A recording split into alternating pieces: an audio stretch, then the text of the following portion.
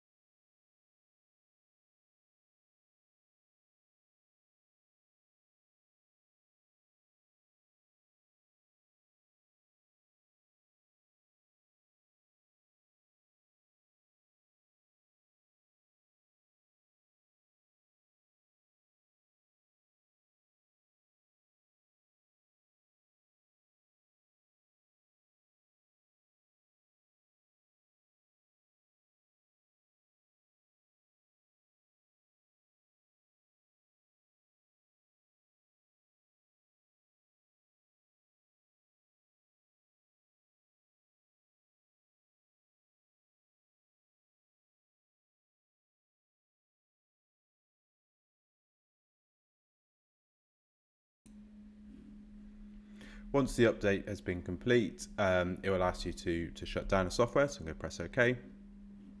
Press OK again. The software then reopen on its own.